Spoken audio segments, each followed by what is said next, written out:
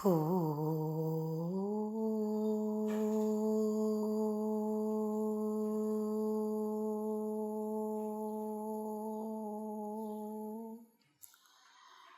ഹോ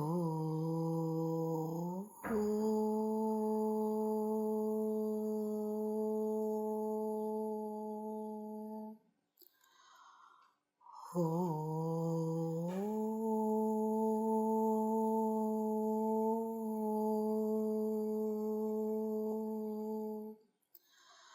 ഓം ശ്രീ ഗണേശായ നമഃ. ഓം ശ്രീ സരസ്വത്യൈ നമഃ.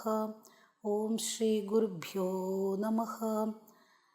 സമസ്തജനകല്യാണേ നിരതം കരുണാമയം നമാമി ചിന്മയം ദേവം സദ്ഗുരും ബ്രഹ്മവിദ്വരം. സദ്ഗുരും ബ്രഹ്മവിദ്വരം. മൂകം കരോതി വാചാലം പങ്കും ലംഘയത്തെ ഗിരിം. യത്കൃപാതമഹം വന്ദേ പരമാനന്ദമാധവം. പരമാനന്ദമാധവം.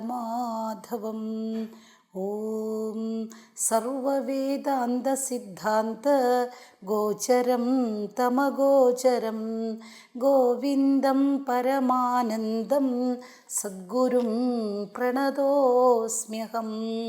സദ്ഗുരും പ്രണതോസ്മ്യഹം. നമ്മൾ കഴിഞ്ഞ ക്ലാസ്സിൽ 487 ശ്ലോകം വരെയാണ് നമ്മൾ കണ്ടത്. അതായത് ഗുരുവിൻ്റെ നിർദ്ദേശമൊക്കെ അനുസരിച്ച് സത്യാന്വേഷിയായിട്ടുള്ള ഒരു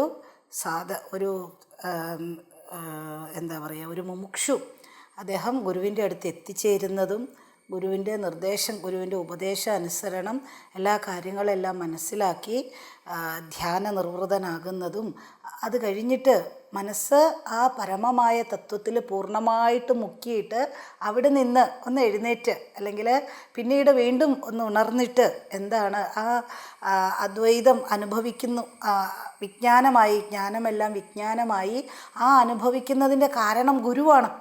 അപ്പോൾ അദ്വൈതം അനുഭൂതിയിലും ഗുരുവിൻ്റെ അനുസ്മരണമാണ്.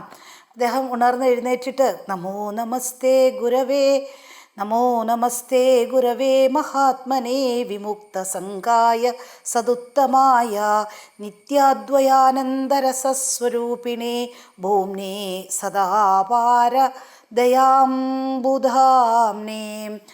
ഗുരു മഹാത്മാവേ, അങ്ങേതായിട്ട് നമസ്കാരം. അങ്ങ് വിമുക്ത സംഘായ, അങ്ങ് വിമുക്ത സംഘ, എല്ലാ തരത്തിലുള്ള ബന്ധങ്ങളും ഒക്കെ ഒരു തരത്തിലുള്ള സംഘവുമില്ലാതെ നിസ്സംഗനായിട്ടുള്ള അങ്ങ് എന്നോടുള്ള, ഞാനാണ് എങ്കിലോ വളരെയധികം സംസാരത്തിൽ കിടന്ന് മുങ്ങിയും പൊങ്ങിയും ഒക്കെ താണുകൊണ്ടും താണും പൊങ്ങിയും ഒക്കെ കഴിഞ്ഞിരുന്ന എന്നോട് നിസ്സംഗനായിട്ടുള്ള അങ്ങേക്ക് സംഘം ഉണ്ടായി, കാരുണ്യം തോന്നിയിട്ടാണ്. കാരുണ്യമാണ് ആ സംഘത്തിന് കാരണം. അതുകൊണ്ടാണ് എനിക്കിപ്പോഴും ഈ അദ്വൈത അനുഭൂതി ഉണ്ടായിരിക്കുന്നത്. അപ്പോൾ ആ നന്ദി പ്രകടിപ്പിക്കുകയാണ് ഇവിടെ ശിഷ്യൻ. നമഃ, അങ്ങേക്ക് നമസ്കാരം എന്നൊക്കെ പറഞ്ഞിട്ട്, അങ്ങ് തീരം കാണാത്ത കരുണാസമുദ്രമാണ്. സമുദ്രത്തിൻ്റെ എന്നൊന്നുമില്ല, തീരം കാണാത്ത കരുണാസാഗരമാണങ്ങ്, നിലയറിയാത്ത കരുണാപ്രവാഹമാണങ്ങ്. ഇങ്ങനെയൊക്കെ ആ ശിഷ്യൻ്റെ ആ കൃതജ്ഞത അത് പ്രകടിപ്പിക്കുന്ന ശ്ലോകങ്ങളാണ് നമ്മൾ കണ്ടുകൊണ്ടിരിക്കുന്നത്. ഇനി നമുക്ക് 488 ശ്ലോകം നോക്കാം. യത്കടാക്ഷശശി സാന്ദ്രചന്ദ്രികാപാദ ധൂതഭവതാപജശ്രമഃ പ്രാപ്തവാനഹം അഖണ്ഡവൈഭവാനന്ദമാത്മപദം അക്ഷയം ക്ഷണാത്. യത്കടാക്ഷശശി സാന്ദ്രചന്ദ്രികാപാദധൂതഭവതാപജശ്രമഃ പ്രാപ്തവാനഹം അഖണ്ഡവൈഭവാനന്ദമാത്മപദം അക്ഷയം ക്ഷണാത്. യത്കടാക്ഷ ശശി സാന്ദ്രചന്ദ്രികാപാദ ധൂത ഭവതാപം അജശ്രമഃ. യത്കടാക്ഷ, അങ്ങയുടെ കടാക്ഷത്താൽ. ആരുടെ കടാക്ഷത്തിലാണോ, ഇവിടെ ശിഷ്യൻ പറയുമ്പോൾ അങ്ങയുടെ കടാക്ഷത്താൽ, ആരുടെ കടാക്ഷത്താലാണോ ശശി സാന്ദ്ര ചന്ദ്രികാപാദം, ശശി സാന്ദ്രചന്ദ്രികാപാത, അതായത് ആ ചന്ദ്രൻ്റെ നല്ല വളരെ തിക്കായിട്ടുള്ള ആ ശീതളമായിട്ടുള്ള രശ്മികൾ പതിക്കപ്പെട്ടാൽ അത് ആരുടെ കടാക്ഷം കൊണ്ടാണ് ഉണ്ടായത്? അങ്ങയുടെ കടാക്ഷം കൊണ്ടാണ്. ഇതിന് അങ്ങയുടെ ആ കടാക്ഷം എന്ന് പറഞ്ഞാൽ എന്താ? കൺകോണിലൂടെയുള്ള ഒരു നോട്ടമാണ്, അല്ലാതെ വന്നിട്ട് എന്താ പൊക്കിയെടുക്കുക അങ്ങനെയൊന്നും അല്ല ചെയ്യുക. കൺകോണിലൂടെ ഒരു ജസ്റ്റ് ഒരു ഒന്നൊന്ന് നോക്കി അത്രയേ ഉണ്ടായിട്ടുള്ളൂ. ആ കടാക്ഷം, ആ നോട്ടം ഒരു കൺകോണിലൂടെ നോക്കുന്നതിനെയാണ് കടാക്ഷം എന്ന് പറയുന്നത്. അങ്ങനെയുള്ള അദ്ദേഹത്തിൻ്റെ ആ കടാക്ഷത്താൽ ഇതിനു മുമ്പാണ് എങ്കിലോ ഞാൻ അങ്ങയോട് പറഞ്ഞിരുന്നു, മാമുദ്ധരാത്മീയ കടാക്ഷ ദൃഷ്ട്യ രജ്വാധികാരുണ്യസുധാഭിവൃഷ്ട്യ, രജ്വാധികാരുണ്യസുധാഭിവൃഷ്ട്യ എന്നൊക്കെ പറഞ്ഞ് ഞാൻ ആവശ്യപ്പെട്ടിരുന്നു. അങ്ങയുടെ കരുണാ കടാക്ഷം, ആ കാരുണ്യമാകുന്ന അമൃത എന്നിൽ പൊഴിക്കണം.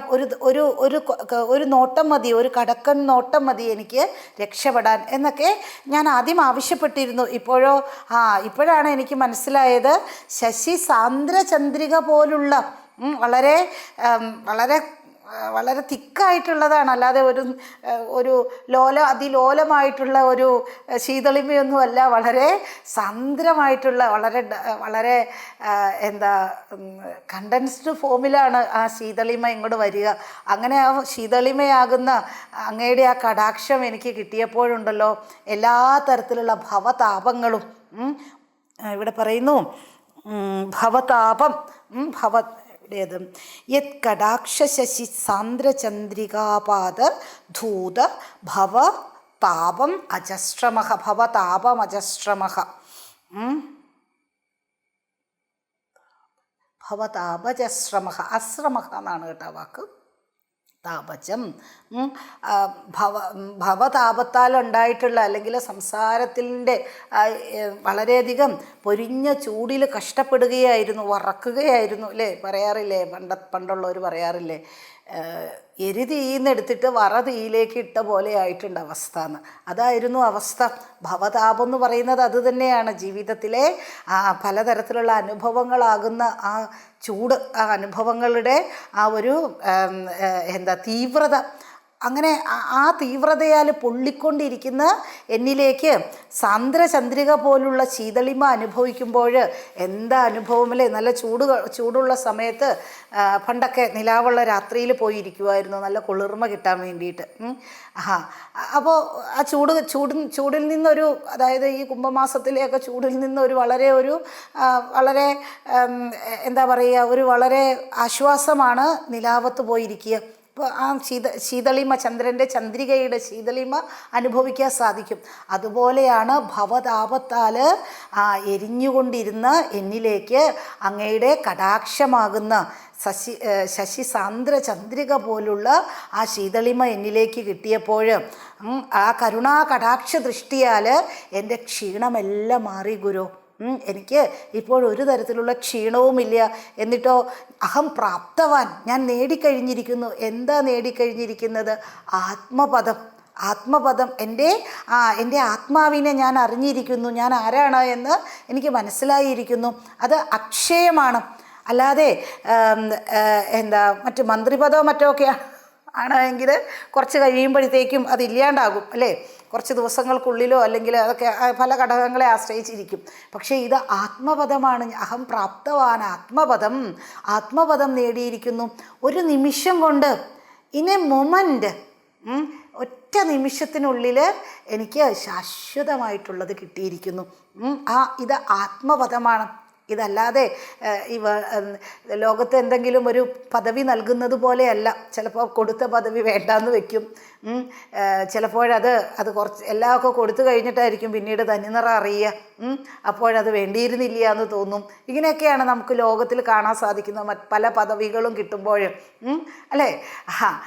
പല ചുമതലകൾ കൊടുക്കും, അത് കഴിയുമ്പോൾ അത് അവിടെ നിന്ന് എടുത്ത് മാറ്റി വേറെ ആർക്കെങ്കിലും കൊടുക്കും. ഇങ്ങനെയൊക്കെ പലതരത്തിലുള്ള കാര്യങ്ങൾ നമുക്ക് ലോകത്ത് കാണാൻ കാണാനായിട്ട് സാധിക്കും. ഇത് അതുപോലെയുള്ള ലൊട്ടിലൊടുക്ക് പദങ്ങളൊന്നുമല്ല, ആത്മപദമാണിത്. ആർക്കും എന്നിൽ നിന്ന് ഇത് എടുത്തുകൊണ്ട് പോകാനായിട്ട് സാധിക്കില്ല. എന്നിൽ നിന്ന് ഇത് പറിച്ചുകൊണ്ട് പോകാനായിട്ട് ആർക്കും സാധിക്കില്ല. അനശ്വരമായതിനെയാണ് അങ്ങ് നൽകിയത്. ഇതെപ്പോഴും എന്നിൽ തന്നെ, അല്ലെങ്കിൽ അത് ഞാനാണ്, വേറെ ഒന്നും അതിൽ കൂടുതലൊന്നും പറയാനില്ല വാക്കുകളെ കൊണ്ടിട്ട്. അപ്പോൾ കരുണാദൃഷ്ടിയാൽ ഒരു നിമിഷത്താൽ എനിക്ക് അനശ്വരമായിട്ടുള്ളതിനെ കിട്ടി ഗുരു. അങ്ങ് കരുണാനിധിയാണ്. ഈ ജ്ഞാനം അന്വേഷിച്ച് ഞാൻ വന്നപ്പോൾ അങ്ങ് എന്നോട് പറഞ്ഞിരുന്നു, ധന്യോസി കൃതകൃത്യോസി പാവിതം തേ കുലം ത്വയാ. അങ്ങയുടെ കുലം എല്ലാം പ്രൊട്ടക്റ്റഡ് ആയി കഴിഞ്ഞിരിക്കുന്നു. അങ്ങേപ്പോലെയുള്ള ഒരാൾ ഇത് അന്വേഷിച്ച് വന്നില്ലേ, അതുകൊണ്ട് കുലം പവിത്രം ജനനീ കൃതാർത്ഥ, ഇങ്ങനെയൊക്കെ അങ്ങ് പറഞ്ഞിരുന്നു. ധന്യോസി, അങ്ങ് ധന്യയാണ് എന്നൊക്കെ പറഞ്ഞിരുന്നു. നീ ധന്യയാണ് എന്നൊക്കെ അങ്ങ് അന്ന് പറഞ്ഞിരുന്നു. പക്ഷേ എനിക്കിപ്പോഴാണ് മനസ്സിലായത് അതിൻ്റെ യഥാർത്ഥ അർത്ഥതലങ്ങൾ. എനിക്കിപ്പോഴാണ് അനുഭവത്തിലായത്. ഇപ്പോഴാണ് എനിക്കത് അങ്ങ് പറഞ്ഞതിൻ്റെ ആ ഗൗരവം എനിക്ക് മനസ്സിലായത്. അടുത്ത ശ്ലോകം. ധന്യോഹം കൃതകൃത്യോഹം വിമുക്തോഹം ഭവഗ്രഹാത് നിത്യാനന്ദസ്വരൂപോഹം പൂർണ്ണോഹം ത്വദനുഗ്രഹാത്. ധന്യോഹം കൃതകൃത്യോഹം വിമുക്തോഹം ഭവഗ്രഹാത് നിത്യാനന്ദസ്വരൂപോഹം പൂർണ്ണോഹം ത്വദനുഗ്രഹാത്. ധന്യോഹം, ഞാൻ അഹം ധന്യഃ അസ്മി. അഹം ധന്യാസ്മി. അഹം ധന്യഃ, ഞാൻ ധന്യനായി തീർന്നിരിക്കുന്നു. പിന്നെയോ അഹം കൃതകൃത്യഃ, ഞാൻ കൃതകൃത്യനാണ്. അങ്ങേക്ക് ഉറപ്പുണ്ടായിരുന്നു അങ്ങ് എന്നെ ആ നിലയിലേക്ക് നയിക്കുമെന്ന് അങ്ങേക്ക് ഉറപ്പുണ്ടായിരുന്നു. അതുകൊണ്ടാണ് അങ്ങ് വന്നപ്പോഴേ തന്നെ ധന്യോസി കൃതകൃത്യോസി പാവിതം തേ കുലം ത്വയ എന്നൊക്കെ അങ്ങ് എന്നോട് പറഞ്ഞുവല്ലോ. അത് അങ്ങയുടെ ഉറപ്പാണ്. പക്ഷേ എനിക്കത്ര ഉറപ്പൊന്നും ഉണ്ടായിരുന്നില്ല. എന്നെ എനിക്കറിയാമല്ലോ. ധന്യോഹം, പക്ഷേ ഇപ്പോൾ എനിക്ക് മനസ്സിലായി ഗുരു.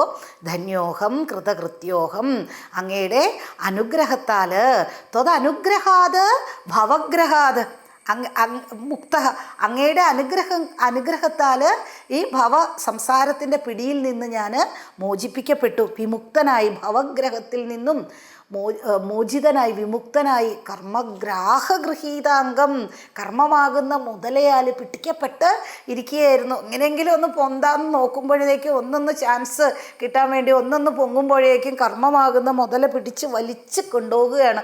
മുതല പിടിച്ചിട്ടുണ്ട് എങ്കിൽ ആരെങ്കിലും വിട്ട, ഒരു ശങ്കരാചാര്യ സ്വാമികളെ വിട്ടിട്ടുണ്ട്, അല്ലാതെ ആരെയും വിട്ട കേസൊന്നും കണ്ടിട്ടില്ല അല്ലേ. ഇത് കർമ്മമാകുന്ന മുതലയാണ് പിടിച്ചത്. അതിൽ നിന്നും ഒക്കെ ഭവഗ്രഹാത് അഹം ഭവഗ്രഹാത് അഹം വിമുക്തഃ അസ്മി, ഞാൻ വിമുക്തനായി തീർന്നിരിക്കുന്നു അങ്ങയുടെ അനുഗ്രഹം കൊണ്ടാണ്. അസംഗോഹമനംഗോഹം അലിംഗോഹം അഭംഗുരഃ പ്രശാന്തോഹമനന്തോഹം അമലോഹം ചിരന്തനഃ. അസംഗോഹം അനംഗോഹം അലിംഗോഹം അഭംഗുരഃ പ്രശാന്തോഹമനന്തോഹം അമലോഹം ചിരന്തനഃ. അഹം അസംഗഃ അസ്മി, ഞാൻ അസംഗനാണ്. അസംഗോഹിയായം പുരുഷ, അസംഗ പുരുഷൻ, അത് ഞാനാണ്. അതെനിക്ക് മനസ്സിലായി അങ്ങയുടെ ഉപദേശത്താൽ, അതെനിക്ക് മനസ്സിലായി. അഹം അസംഗഃ അസ്മി, അഹം അനംഗഃ അസ്മി, അഹം അലിംഗഃ, ഞാൻ അനംഗഃ, എനിക്ക് ഒരു തരത്തിലുള്ള ഉപാധിയുമില്ല. ഞാൻ ആ സ്ഥൂല ശരീരമല്ല, സൂക്ഷ്മ ശരീരമല്ല.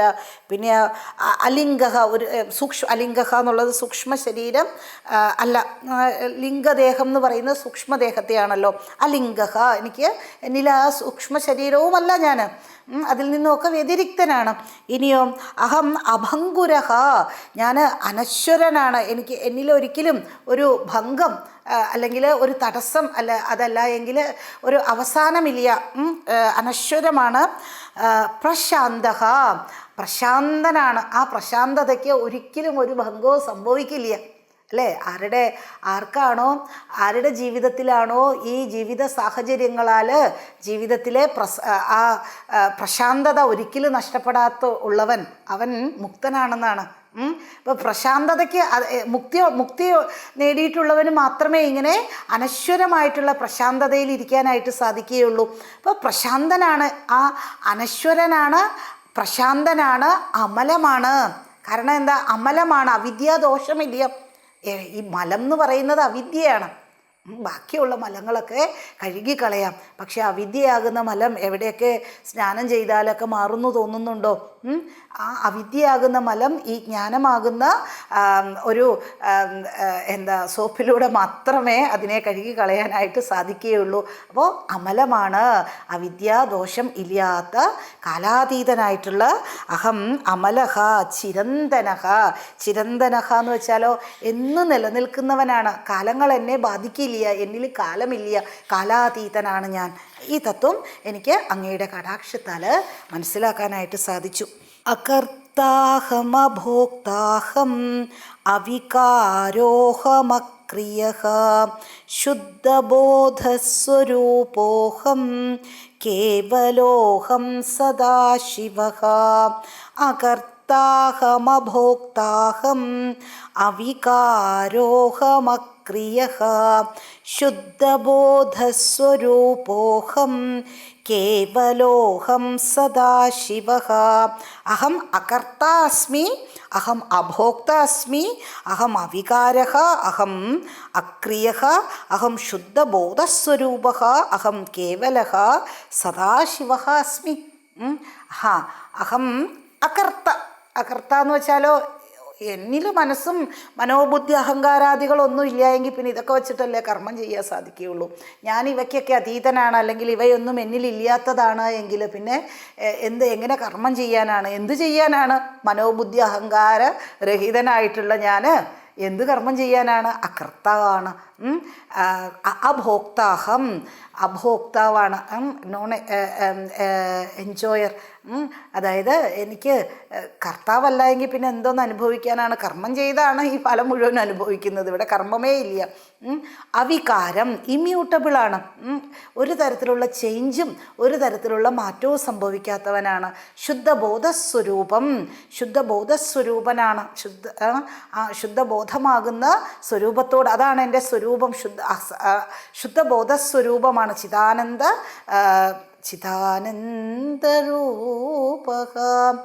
ചിദാനന്ദ സ്വരൂപമാണ് എൻ്റേത്. ശുദ്ധബോധസ്വരൂപമാണ്, ചിദാനന്ദ സ്വരൂപമാണ്, ചിദാനന്ദനാണ് ഞാൻ.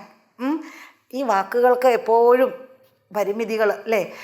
ഞാൻ ഏകമാണ്, കേവലനാണ്, പിന്നെയോ ശുദ്ധ തത്വമാണ്. ഇതെല്ലാം ഒന്നിനെ തന്നെ പറയുന്ന, ഒന്നിൻ്റെ തന്നെ പല നാമങ്ങൾ മാത്രമാണ്. നാമാതീതനുമാണ് ഞാൻ.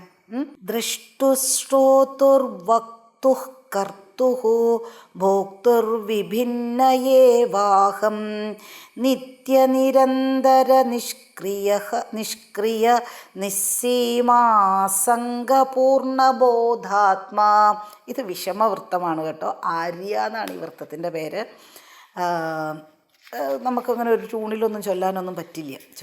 ട്യൂണിൽ ചൊല്ലാൻ പറ്റുന്നത് തന്നെ നമുക്ക് ചിലപ്പോൾ മറന്നു പോവുകയാണ്. അപ്പോഴാണ് ദൃഷ്ടുഃ ശ്രോതൃഃ വക്തുഃ കർത്തുഃ ഭോക്തുർവിഭിന്നയേവാഹം നിത്യ നിരന്തര നിഷ്ക്രിയ നിസ്സീമാസംഗപൂർണബോധാത്മാ. ദൃഷ്ടുഃ ശ്രോതൃഃ വക്തുഃ കർത്തുഃ ഭോക്തുഃ ച വിഭിന്നഃ ഏവ അഹം നിത്യ നിരന്തര നിഷ്ക്രിയ നിസ്സീമാസംഗപൂർണബോധാത്മാ അസ്മി. ഞാൻ ഇതിൽ നിന്നുമൊക്കെ വ്യത്യസ്തനാണ്. ദൃഷ്ടാവിൽ നിന്നും ശ്രോതാവ്, വക്താവ്, ഇതൊക്കെ എന്തെങ്കിലും ഉണ്ട് എന്നിൽ. ഇപ്പോൾ കേൾക്കാൻ എന്തെങ്കിലും ഉണ്ട് എങ്കിൽ ഞാനൊരു കേൾവിക്കാരനാകുകയുള്ളൂ. അല്ല എങ്കിൽ അതിൽ ഇടപെട്ടാൽ മാത്രമാണ്, അപ്പോഴാണ് അങ്ങനെ ഒരു പേര് വന്നു ചേരുക. അല്ലെങ്കിൽ എന്തെങ്കിലും കാണാനായിട്ട് ഇവിടെ എന്തെങ്കിലും ഉണ്ട് എങ്കിലല്ലേ കാണുന്നവനാകുകയുള്ളൂ.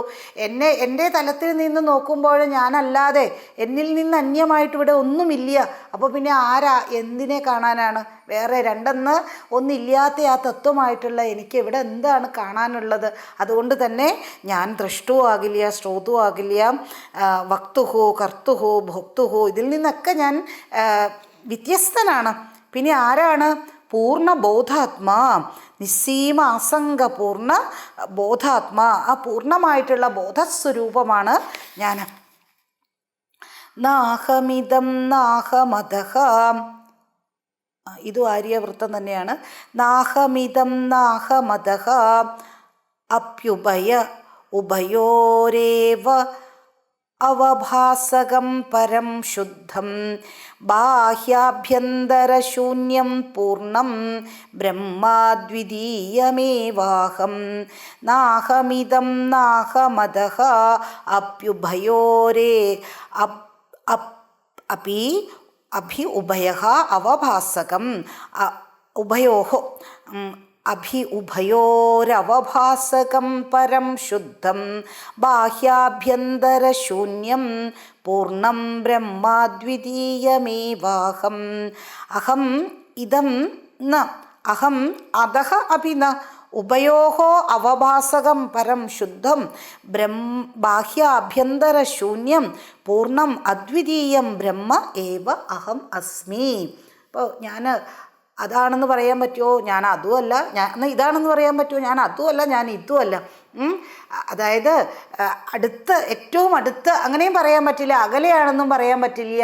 പ്രത്യക്ഷം അടുത്തുള്ളത് പ്രത്യക്ഷമാണെന്നും പറയാൻ പറ്റില്ല. എന്നാൽ ദൂരെയുള്ളത് പരോക്ഷമാണ്, കുറച്ച് മാറിയുള്ളതാണ്, അതുമല്ല.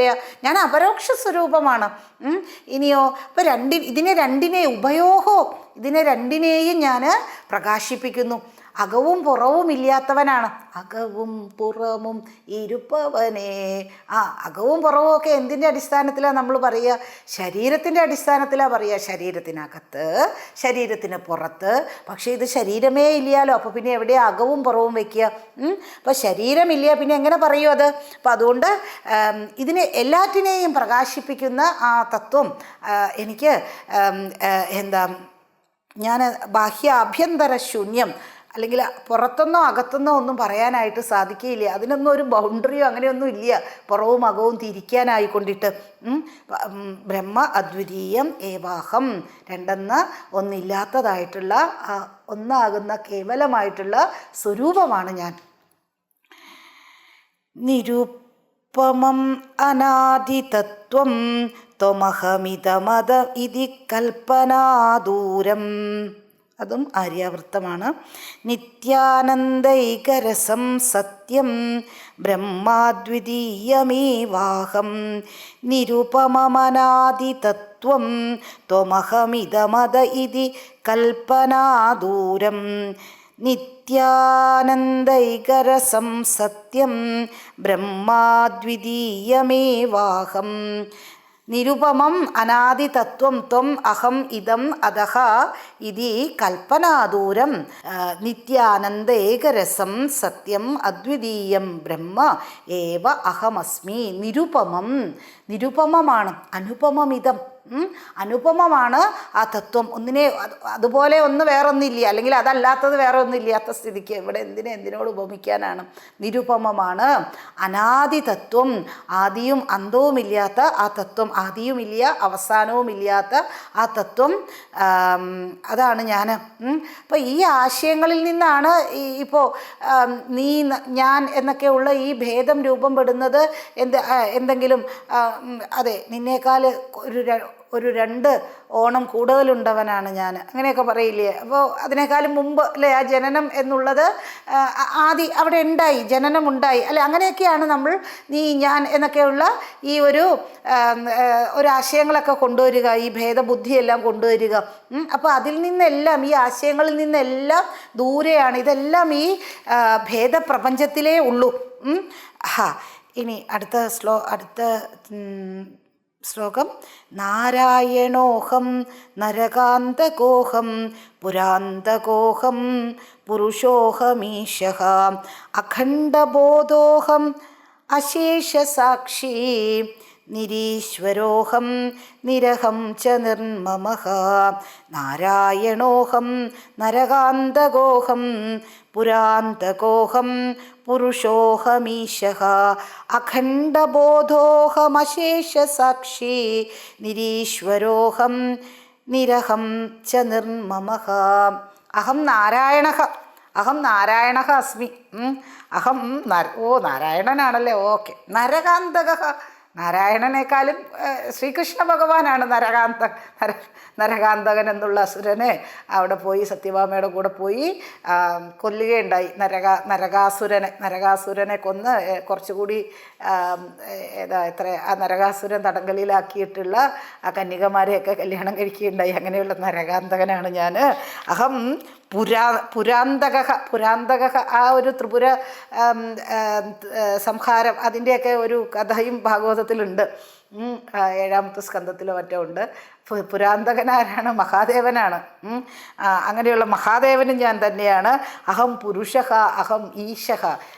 ഇതൊക്കെ വിളിച്ചു പറഞ്ഞിട്ടുണ്ടെങ്കിൽ ഇത് ഈ ശ്ലോകം ചെയ്യുമ്പോൾ ഒരു കഥ ഓർമ്മ വരുന്നത്, ഒരിക്കൽ ഇന്ത്യയുടെ പ്രധാനമന്ത്രിയായിരുന്ന ജവഹർലാൽ നെഹ്റു ഒരു ഭ്രാന്ത ആശുപത്രി സന്ദർശിക്കുകയുണ്ടായി. അപ്പോൾ ഈ ഭ്രാന്തന്മാരെ എല്ലാവരും വെള്ളയൊക്കെ എടുത്ത് നല്ല വെള്ളയൊക്കെ വസ്ത്രമൊക്കെ ധരിച്ച് ചില ആശ്രമങ്ങളിലെയൊക്കെ പോലെ എല്ലാവരും അല്ലേ, നമ്മൾ അങ്ങനെയാണ്, ശാന്തിയുടെ ഒരു കളറാണുമല്ലോ അല്ലേ. ഇപ്പം എല്ലാവരും ഇങ്ങനെ ജവഹർലാൽ നെഹ്റുവിനെ ഇങ്ങനെ ഉറ്റു നോക്കിയിരിക്കുകയാണ്. അപ്പോൾ ഇതിന് മനസ്സിലായി, ഇവർക്ക് ആർക്കും എന്നെ മനസ്സിലായിട്ടില്ല എന്നുള്ള കാര്യം. അപ്പോൾ ഇദ്ദേഹം പറഞ്ഞു, നമ്മൾക്ക് പുറത്തിറങ്ങിയിരുന്നിട്ട് സംസാരിക്കാം, കുറച്ച് ഒരു ഓപ്പൺ സ്പേസിലാണ് എങ്കിൽ നമ്മൾക്ക് കുറച്ച് കാറ്റൊക്കെ കൊണ്ട് നമുക്ക് സംസാരിക്കാമല്ലോ, എനിക്ക് നിങ്ങളോടൊക്കെ സംസാരിക്കണം എന്നൊക്കെ പറഞ്ഞിട്ട് ഇങ്ങനെ ഓപ്പൺ സ്പേസിൽ മരങ്ങളുടെയൊക്കെ ഇടയ്ക്ക് ആയിക്കൊണ്ടിട്ട് ഇങ്ങനെ ജവഹർലാൽ നെഹ്റു ഇങ്ങനെ ഇരിക്കുകയാണ്. ചുറ്റും കുറേ ആ ഭ്രാന്താശുപത്രിയിലെ ഭ്രാന്തന്മാരെല്ലാവരും, രോഗികളെല്ലാവരും, എല്ലാവർക്കും അതൊരു അതിനേക്കാളും വലിയ ഭ്രാന്താണ് അതിന് പുറത്തുള്ളവർക്ക്. അപ്പോൾ ഇങ്ങനെ എല്ലാവരും ഇങ്ങനെ ഇരിക്കുമ്പോൾ ഇദ്ദേഹം പറഞ്ഞു, നിങ്ങൾക്ക് ഞാൻ ആരാണെന്ന് മനസ്സിലായോ? ഞാൻ നാരായണോഹം അങ്ങനെയൊന്നുമല്ല പറഞ്ഞത്, ഞാൻ ഇന്ത്യൻ പ്രധാനമന്ത്രി ജവഹർലാൽ നെഹ്റു ആണ് എന്ന് ഇങ്ങനെ അദ്ദേഹം അവരോട് പറയുകയാണ്. അപ്പോൾ ആ മരത്തിൻ്റെ പൊക്കത്തുനിന്ന് ഒരു വിദ്വാൻ ഉറക്കെ വിളിച്ച് പറഞ്ഞു അത്രേ, അങ്ങനെയൊന്നും വിളിച്ച് പറയല്ലേ, ഞാനൊരിക്കൽ വിളിച്ച് പറഞ്ഞതാണ് ഇപ്പം എന്നെ ഇവിടെ കൊണ്ടിരുത്തിയത് എന്ന്, ഇവിടെ ആയതിൻ്റെ കാരണം ഇങ്ങനെ വിളിച്ചു പറഞ്ഞതാണെന്ന്. അപ്പോൾ ഇത് അനുഭവതലത്തിലുള്ള ശ്ലോകങ്ങളാണ്. ഇതൊക്കെ നമ്മളിങ്ങനെ വെറുതെ നാരായണോഹം നരകാന്തകോഹം പുരാന്തകോഹം പുരുഷോഹമീശഃ എന്നൊക്കെ ഇത് വെറുതെ അത് അനുഭവതലത്തിൽ നിന്നുകൊണ്ട് ആ ശിഷ്യൻ പറയുന്നതാണ്. അദ്ദേഹത്തിന് അതെല്ലാം ബോധ്യമായി, ഞാൻ തന്നെയാണ് ഈ ഈശ്വരനും ജീവനും എന്നുള്ള ഈ ഭേദമൊക്കെ ഉണ്ടല്ലോ, അത് ഈ വേഷത്തിൽ മാത്രമാണ്, തത്വപരമായിട്ട് നോക്കുമ്പോൾ ഒന്നാണ്. ഈ തത്വം അദ്ദേഹത്തിന് അനുഭവത്തിലായിട്ട് ആ അനുഭവത്തിൽ നിന്നുകൊണ്ടാണ് ഞാൻ നാരായണനാണ്, ഞാൻ ശ്രീകൃഷ്ണനാണ് എന്നൊക്കെ വിളിച്ചു പറയുന്നത്. പുരാന്തകനാണ്, മഹാദേവനാണ്, ഈശ്വരനായിട്ടുള്ള പുരുഷനാണ്,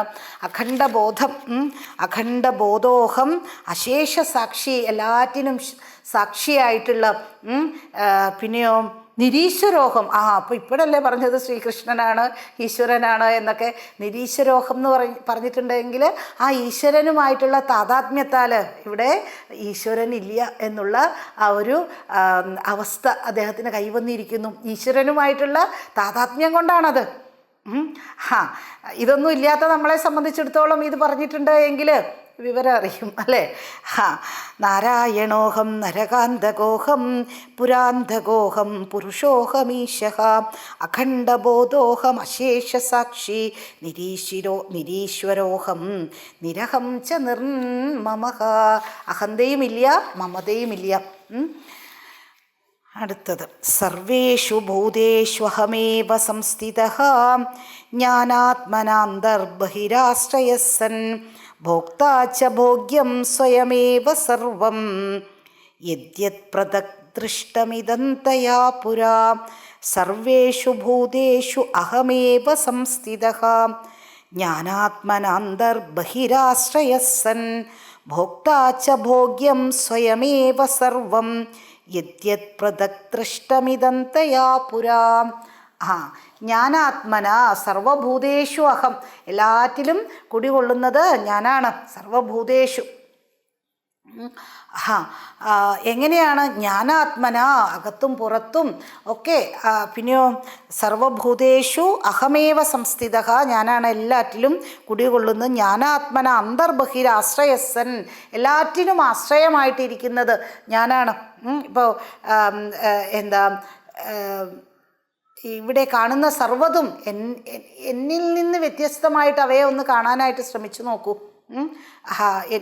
ഞാനാണ് എല്ലാറ്റിനും ആശ്രയമായിട്ടുള്ളത്. എന്നിൽ നിന്നും ഭിന്നമായിട്ട് കാണുന്നതെല്ലാം ഞാൻ തന്നെയാണ്, വേറെ ഒന്നുമില്ല ഇവിടെ.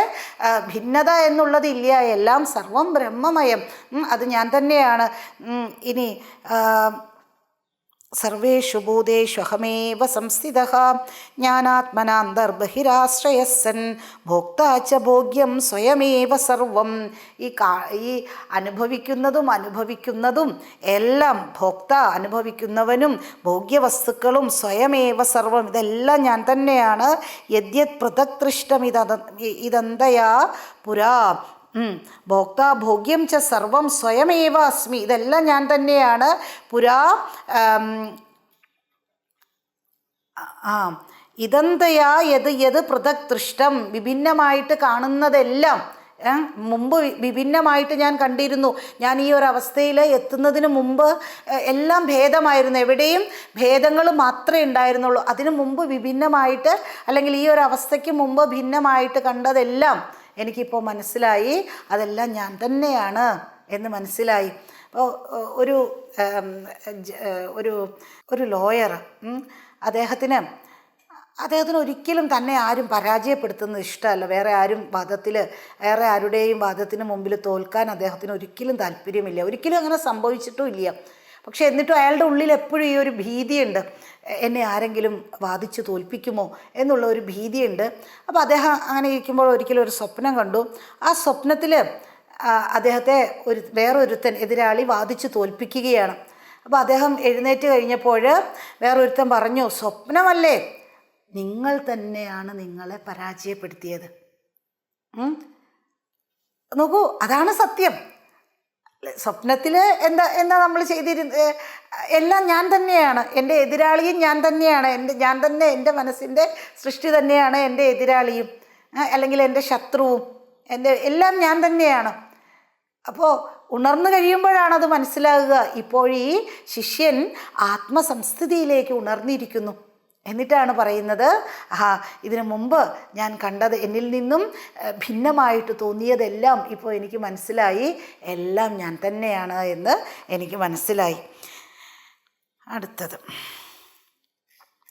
മയ്യഖണ്ഡ സുഖാം ബോധോ ബഹുതാ വിശ്വവീജയഃ ഉത്പദ്യന്തെ വിലീയന്തെ മായാമാരുതവിഭ്രമാത്. മയ്യഖണ്ഡ സുഖാം ബോധോ ബഹുധാ വിശ്വവീജയഃ ഉത്പദ്യന്തെ വിലീയന്തെ മായാമരുതവിഭ്രമാത്. അഖണ്ഡ സുഖാംബോധൗ മയി വിശ്വവീജയഃ മായാമാരുതവിഭ്രമാത് ബഹുധാ ഉത്പദ്യതേ വിലീയന്തേ ച. മയി അഖണ്ഡ സുഖാംബോധൗ, എന്നിൽ ആ അഖണ്ഡ സുഖാംബോധം, ഞാൻ എന്നുള്ളത് അഖണ്ഡ സുഖാംബോധി, അല്ലെങ്കിൽ സുഖത്തിൻ്റെ സുഖസമുദ്രമാണ് ഞാൻ. ഈ യഥാർത്ഥത്തിൽ ഞാൻ മാത്രമാണ് ഈ സുഖസമുദ്രമായി തീർന്നത്. ജലമാണ് സമുദ്രം അല്ലേ? ജലം മാത്രമാണ് തിരമാലയായിട്ട് പ്രത്യക്ഷപ്പെടുന്നതും. സർഗസ്ഥിതിലയാൻ യാന്തി ബുദ്ബുദാനീവ വാരുണി, ഇതെല്ലാം ജലത്തിൽ കാണുന്ന എന്താണെങ്കിലും അതെല്ലാം ജലം മാത്രമാണ്. അതുപോലെ തന്നെ അഖണ്ഡ സുഖമാകുന്ന അമ്പുതി, ആ സമുദ്രത്തിൽ ഇതെല്ലാം മായാമരുത വിഭ്രമാത് ബഹുധാ ഉത്പദ്യന്തേ വിലീയന്തേ ച. ഈ ഈ സുഖ അംബോധി അങ്ങനെയുള്ള സുഖസമുദ്രമാണ് ഞാൻ. എന്നിൽ ഈ തരത്തിലുള്ള ഈ പ്രപഞ്ചം അനന്തമായിട്ടുള്ള ഈ പ്രപഞ്ചം അനന്തമാണ് ഞാൻ, അതുകൊണ്ട് ഈ പ്രപഞ്ചത്തെയും അനന്തമാണെന്ന് പറയാം. ഞാൻ തന്നെയാണല്ലോ. അപ്പോൾ അങ്ങനെയുള്ള അനന്തമായിട്ടുള്ള ഈ പ്രപഞ്ചത്തെ ചമച്ചിരിക്കുകയാണ്. എന്നിട്ടോ അത് മായയാകുന്ന മാരുതനാൽ അത് നശിപ്പിക്കപ്പെടുകയും അല്ലേ. മായാമാരുത വിഭ്രമാത് ബഹുധാ ഉത്പദ്യന്തേ വിലീയന്തേ. മായയാകുന്ന മാരുതനാൽ ചിലപ്പോഴത് ഉണ്ടായി വരും, ചിലപ്പോൾ പൊന്തി വരും, ചിലപ്പോഴത് വിലീനമായി തീരും. ഒക്കെ മായയുടെ കളിയാണ്. ഞാനാകുന്ന സുഖസമുദ്രത്തിൽ മായയാകുന്ന മാരുതൻ്റെ കളികളാണ്. ഈ വിശ്വം ഇങ്ങനെ ഉണ്ടായി വരികയും അത് ചമയ്ക്കുകയും അത് കാത്ത് സംരക്ഷിക്കുകയും പിന്നെ കുട്ടികളെ പോലെ അത് തല്ലി പൊട്ടിച്ച് കളയുകയൊക്കെ ചെയ്യുന്ന ഭഗവാൻ അതൊരു ലീല മാത്രമാണ്. അല്ലെങ്കിൽ ഇവിടെ എന്നിലാണിതെല്ലാം സംഭവിക്കുന്നത്.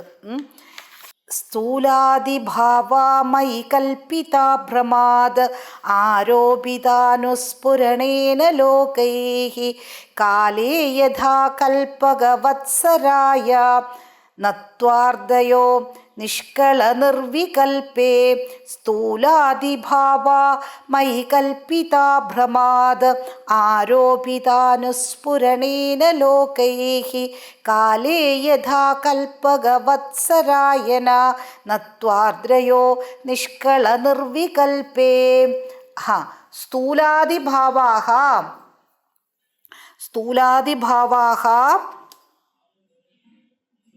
പ്രമാദമയി കൽപ്പിതാഹ. ഈ ധാരണകളെല്ലാം സ്ഥൂല സൂക്ഷ്മ ശരീരം അല്ലെങ്കിൽ അവയോടൊക്കെ ആയിട്ട് ബന്ധപ്പെട്ടിട്ടുള്ള ജാഗ്രത സ്വപ്ന സുഷുപ്ത അവസ്ഥകൾ, സ്ഥൂല സൂക്ഷ്മ ഹ്രസ്വ ദീർഘ, ഞാൻ തടിച്ചിട്ടാണ്, ഞാൻ മെലിഞ്ഞിട്ടാണ്, ഇങ്ങനെ ഇതെല്ലാം ഈ ധാരണകൾ ഇതെല്ലാം എന്നിൽ ആരോപിതമാണ്, ചമച്ചതാണതെല്ലാം അല്ലേ. വെറുതെ നീ ചമച്ച് പറയല്ലേ കുട്ടി എന്നൊക്കെ പറയില്ലേ. ചമച്ചതാണെന്ന് വെച്ചിട്ടുണ്ടെങ്കിൽ എന്നിൽ ആരോപിച്ചതാണത്. എന്നിലെല്ലാം ഇവയെല്ലാം എന്നിൽ കെട്ടിച്ചമച്ചതാണ്.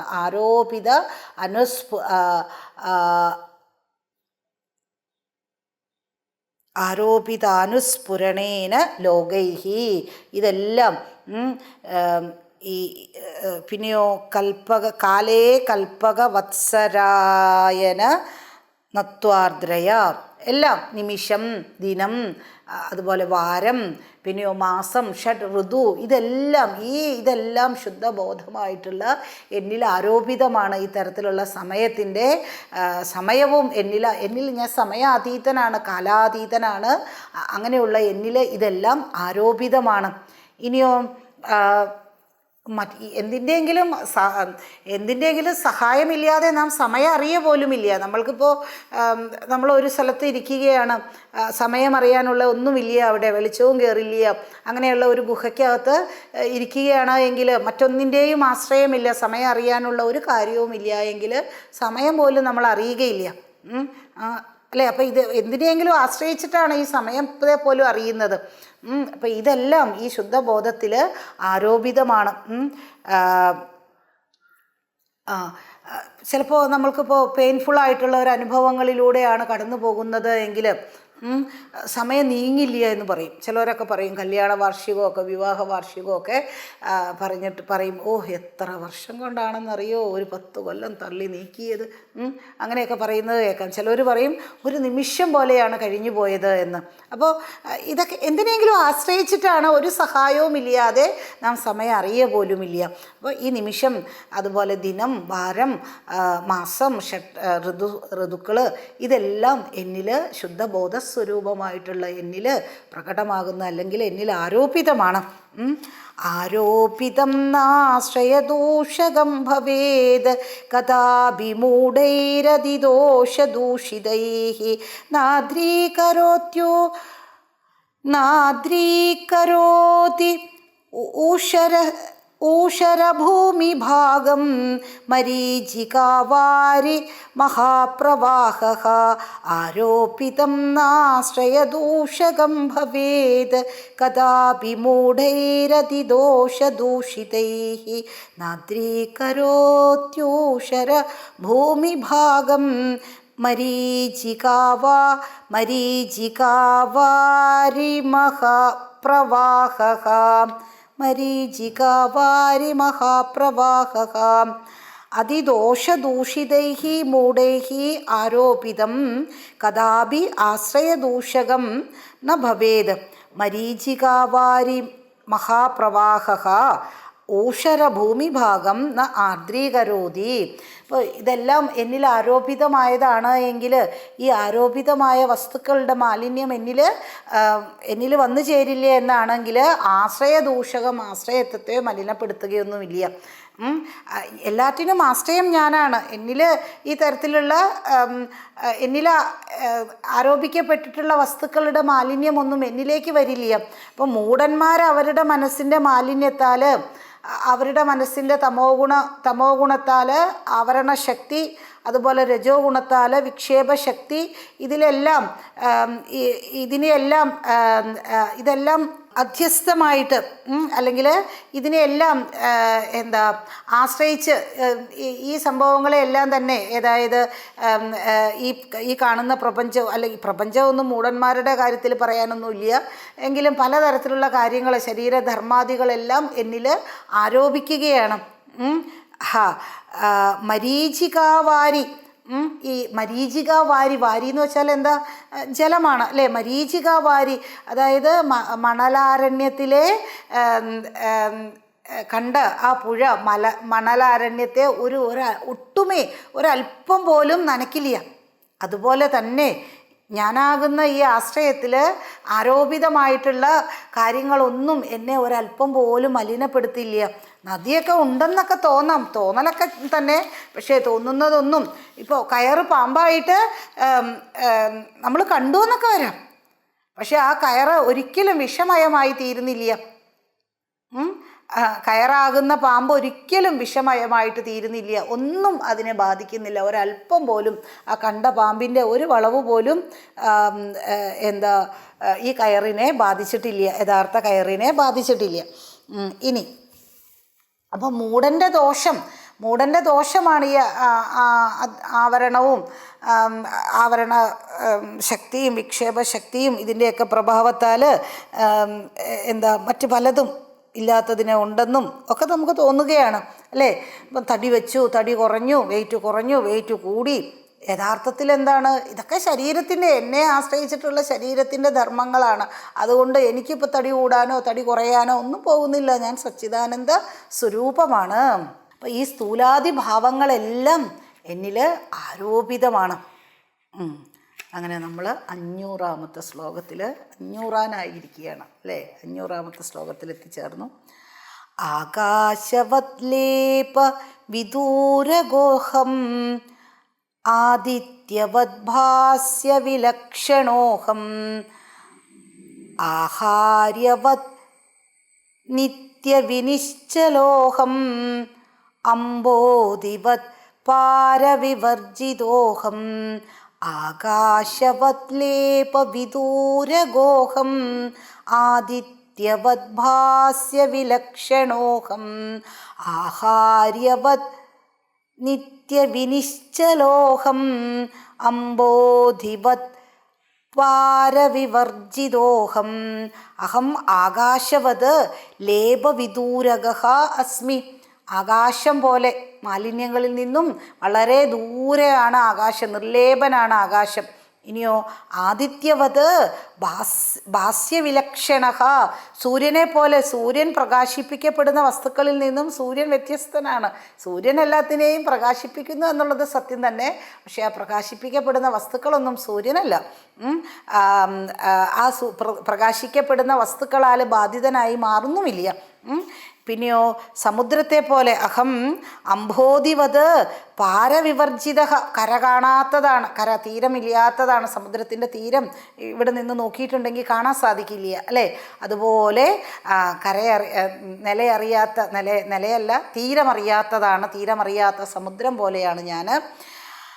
ആകാശം പോലെ സൂക്ഷ്മമാണ്, നിസ്സംഗമാണ്. അഹം ആഹാര്യവത് നിത്യനിശ്ചലഹ. ആഹാര്യവത് എന്ന് വെച്ചിട്ടുണ്ടെങ്കിലോ പർവ്വതം പോലെ ഞാൻ എപ്പോഴും, പർവ്വതം നിശ്ചലമാണെന്നൊന്നും പറയാൻ പറ്റില്ല. ചില പർവ്വതങ്ങളൊക്കെ ഇപ്പോൾ അടുത്തിടയ്ക്ക് നമ്മൾ കണ്ടു അല്ലേ? എങ്കിലും ആപേക്ഷികമായിട്ട് നിശ്ചലമാണ്. അഹം ആകാശവത് ലേപവിദൂരകഃ അഹം ആദിത്യവത് ഭാസ്യവിലക്ഷണഃ അഹം ആഹാര്യവത് നിത്യവിനിശ്ചലഃ അഹം അംഭോധിവത് പാരവിവർജിതഃ. നമേ ദേഹേന സംബന്ധോ മേഘേനേവ വിഹായസഃ അതഃ കുതോ മേ തദ്ധർമ്മ ജാഗ്രത് സ്വപ്ന പ്രസുപ്തയഃ. നമേ ദേഹേന സംബന്ധോ മേഘേനേവ വിഹായസഃ അതഃ കുതോ മേ തദ്ധർമ്മ ജാഗ്രത് സ്വപ്ന സുഷുപ്തയഃ. എനിക്ക് ഒരു തരത്തിലും no connection with the body. ആകാശത്തിന് നമേ ദേഹേന സംബന്ധ, എനിക്ക് ഒരു തരത്തിലുള്ള കണക്ഷനുമില്ല ഈ ദേഹവുമായിട്ട്. എങ്ങനെ? മേഘേനേവ വിഹായസഃ, ആകാശത്തിന് മേഘവുമായിട്ട് ഒരു കണക്ഷനും ഇല്ല. അതുപോലെ ശരീരം ഉണ്ട് എങ്കിലും ശരീരം ഇല്ല എങ്കിലും എനിക്കൊരു പ്രശ്നവുമില്ല. ഈ പശുവിൻ്റെ കഴുത്തിൽ നല്ല ഗോപൂജയൊക്കെ ചെയ്യുമ്പോൾ നല്ല മാലയും നല്ല വസ്ത്രങ്ങളും ഒക്കെ കൊണ്ടിടും. ചിലപ്പോൾ പശുവിന് വലിയ ബുദ്ധിമുട്ടൊക്കെ ആകുകയാണെങ്കിൽ അതിനെടുത്തിട്ട് ഒരു ഇറക്കം കൊടുത്തുനിന്നിരിക്കുക, അല്ലെങ്കിൽ അത് അതിൻ്റെ പുറത്ത് അതുണ്ടെന്ന് അറിയുക പോലും ഇല്ല. ഈ നല്ല മാലയും പട്ടുവസ്ത്രങ്ങളും ഒക്കെയാണ് ഇത് ധരിച്ചിരിക്കുന്നതെന്ന് അതറിയുക പോലുമില്ല. അതുപോലെയാണ് ഞാൻ അങ്ങനെയാണ്. ശരീരം ഉണ്ട് എങ്കിലും ശരീരം ഇല്ല എങ്കിലും ഇതിനാലൊന്നും ബാധിതമല്ല. സൂക്ഷ്മ സ്ഥൂല കാരണധർമ്മങ്ങൾ, അതുകൊണ്ടാണ് സ്ഥൂല ശരീരവുമായിട്ട് ഉള്ള താതാത്മ്യത്താൽ അനുഭവപ്പെടുകയാണ് ജാഗ്രത. ഇനി സൂക്ഷ്മമായിട്ടുള്ള ശരീരവുമായിട്ടുള്ള താതാത്മ്യത്താൽ സ്വപ്നാവസ്ഥയിലൂടെ കടന്നു പോകും. കാരണശരീരവുമായിട്ടുള്ള താതാത്മ്യത്തിലൂടെ സുഷുപ്തി അവസ്ഥയിൽ. എന്നാൽ യഥാർത്ഥത്തിലോ ഇവയുമായിട്ടൊന്നും ഒരു കണക്ഷനും എനിക്കില്ല. ഉപാധിരായാതി സയേവ ഗച്ഛതി സയേവ കർമാണി കരോതി ഭുങ്ക്തേ നയേവ ജീര്യർന മ്രിയതേ സദാഹം കുലാദ്രിവത് നിശ്ചലയേവ സംസ്ഥിതഃ.